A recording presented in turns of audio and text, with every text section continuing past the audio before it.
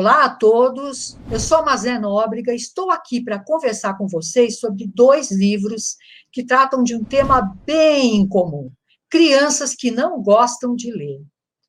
Vamos dar uma espiadinha no primeiro deles. Eu não gosto de livros, mesmo, de verdade. Ponto final. Para os que ainda não conhecem o título, não se preocupem, aqui não tem spoiler, apenas um pequeno trailer. Mabel não parava de receber livros de presente. Ganhava livros frequentemente, apesar de não se cansar de repetir que não gostava de ler, de jeito nenhum. Tinha uma infinidade de livros no quarto, mas se recusava terminantemente a lê-los. Eles podiam servir para escorregar a escada abaixo, para formar uma pilha, para ajudar a alcançar prateleiras altas de uma estante, podiam bloquear a porta quando não queria que o seu irmão entrasse no quarto, podiam até mesmo servir para fazer malabarismo. Chegou um dia, porém, em que os livros de Mabel concluíram que a menina já tinha passado de todos os limites. Paro por aqui, porque promessa é dívida. Agora, mobilizemos nossa empatia para compreender os sentimentos desse sorumbático personagem, o livro que não gostava de crianças. Essa história é contada do ponto de vista de um livro antigo que costumava viver tranquilamente um instante, cercado de seus amigos respeitáveis, até ser subitamente arrancado da prateleira. O fato é que ele tinha avivado a memória de infância de uma mãe que teve vontade de dá-lo de presente a seu filho antes de viajar, dizendo-lhe que sempre que ele estivesse com o livro nas mãos, ela estaria por perto. Quando o menino agradeceu, acrescentando que não gostava de ler, o livro pensou que era mesmo melhor assim. Afinal, ele também não gostava de crianças. Depois, depois é uma história que fica para quando abrirem as páginas do livro. Pois é. Quantos caminhos diferentes a literatura nos apresenta para lidar com os mais variados temas, não é mesmo? Incrível! Vamos trazer para essa conversa Sandra Medrano. Ela é pedagoga, mestre em educação pela Universidade de São Paulo, especialista em literatura para crianças e jovens na Universidade Autônoma de Barcelona. Atualmente é coordenadora pedagógica na área de língua no SEDAC e também coordenadora pedagógica da Biblioteca do Colégio Santa Cruz. Ufa! Além de professora do curso de pós-graduação do Instituto Vera Cruz. Bem, Sandra, bem-vinda. Você acha que títulos como esses dois ajudam a fazer uma espécie de DR com crianças que não gostam de ler? Oi, Mazé. Oi, professores e professoras. Eu achei essa pergunta muito boa, né? Porque ela traz essa ideia de uma discussão. E aí eu fiquei pensando, é importante a gente pensar que quando tem uma DR, é uma discussão mais horizontal. E numa situação de mediação de leitura, se são professores fazendo uma roda, lendo para as crianças, é importante a gente pensar que é preciso cuidar desse equilíbrio dessa discussão, porque ela pode não ser horizontal, a depender dos objetivos desses professores, dessas professoras. Então, eu acho que uma leitura, né, uma boa leitura, ela sempre abre uma possibilidade de uma boa conversa, né? Então, uma possibilidade de uma DR.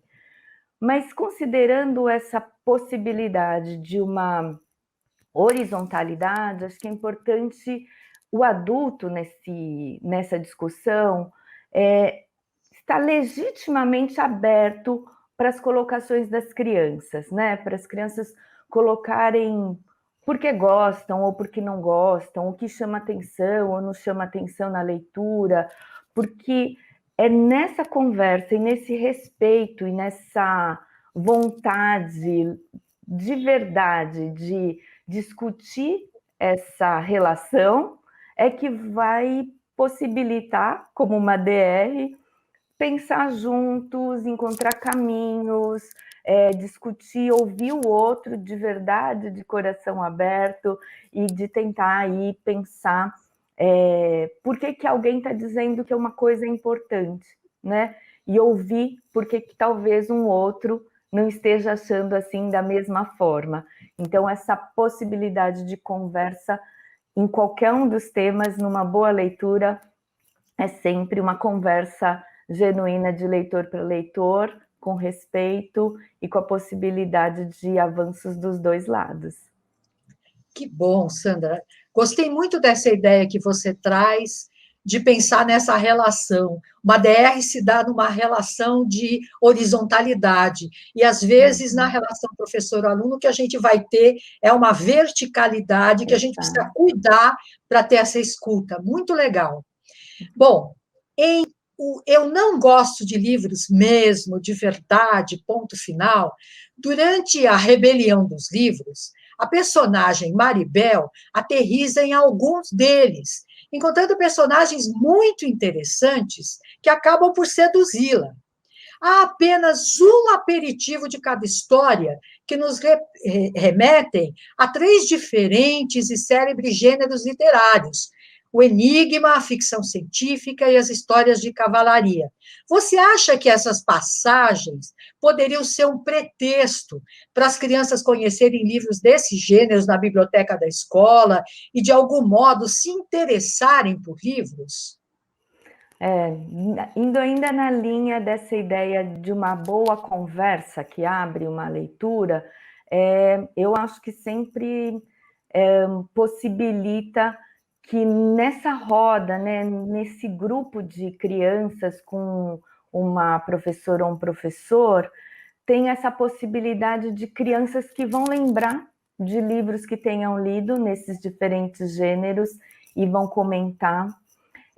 Se for possível que organize antecipadamente o acervo da biblioteca, ou da biblioteca da escola, ou da biblioteca do bairro, de livros que possam ser apresentados, né, nesses diferentes gêneros. Acho que é uma boa oportunidade para essa ampliação, para essa troca sobre isso.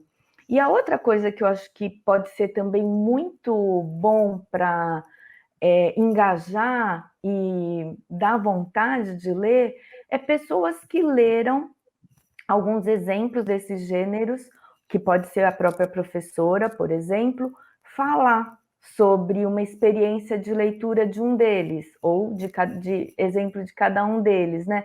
Falar sobre a própria experiência leitora de um jeito que cative do porquê que foi interessante, o que chamou a atenção, o que pode não ter gostado tanto, mas o que fez ter uma curiosidade para ir até o fim, o que surpreendeu. Essa experiência de um leitor que viveu de verdade aquela leitura é um melhor convite, né, para as crianças quererem ler esses diferentes gêneros. E aí acho que também pode ser uma oportunidade das professoras pensarem numa sequência. Então, combinar que em diferentes rodas ela vai ler um gênero de exemplo de cada um e mostrar o acervo, a depender da idade, as crianças poderem retirar esses livros na biblioteca, lerem, trazerem, comentarem, e aí ir diversificando o acesso a esses diferentes gêneros, que provavelmente também pode levar a outros novos gêneros, além desses três que aparecem aí, né? Sandra, adorei você usar a palavra convite.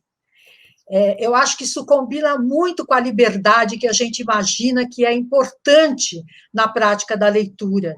Mas também essa ideia do mediador, que pode ser o bibliotecário, mas também pode ser a professora, de ir apresentando esse acervo da biblioteca, porque sempre é hora de o livro certo, encontrar o leitor certo e ter essa paixão, de repente, despertada, não é?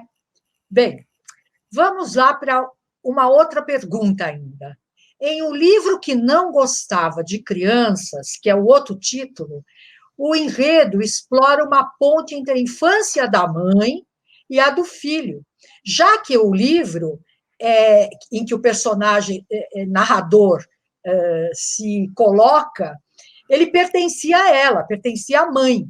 Em que medida compartilhar essas referências literárias de diferentes gerações podem tirar livros esquecidos da estante, Sandra?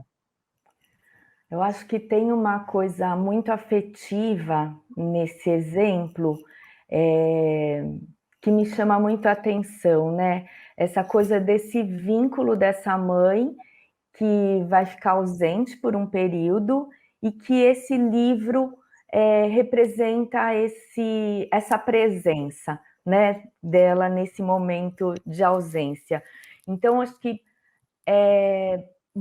simboliza, representa um valor muito grande, uma coisa que a mãe considerou, o que ela acharia de mais bacana de deixar ali para que o filho pudesse lembrar dela, né, no momento de saudade. Então, acho que esse valor é uma das coisas importantes nesse estabelecimento de relação para que a leitura seja ali uma prática compartilhada. Então, eu acho que não adianta a gente só dizer que a gente valoriza o livro, a leitura, se isso não é no dia a dia. Então, acho que esse exemplo dessa mãe representa muito, simboliza muito desse valor, desse objeto e dessa prática nessa família.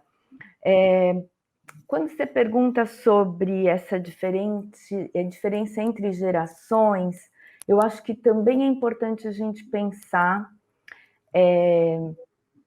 que a prática de leitura ela está envolvida no modo de funcionamento da sociedade, da nossa vida no dia a dia. E é impossível a gente não considerar que as coisas mudaram muito, né? Então, a infância na geração da mãe desse filho provavelmente tenha sido muito diferente da infância dessa criança, e a infância de um avô, enfim, também vai ser muito diferente dessa das crianças de hoje. Então, é importante a gente contextualizar a leitura nesse lugar para a gente não ficar com uma visão, não sei se eu posso chamar de ingênua, mas uma expectativa de que a leitura entra da mesma forma no dia a dia da vida de uma criança hoje como entrava há 50 anos atrás ou há 70 anos atrás, né? A gente tem muitas mudanças tecnológicas da mídia que concorrem com a leitura, e então a gente precisa pensar em formas de funcionamento do dia a dia, né, das famílias, das crianças, das escolas, que considere essa mudança cultural e histórica.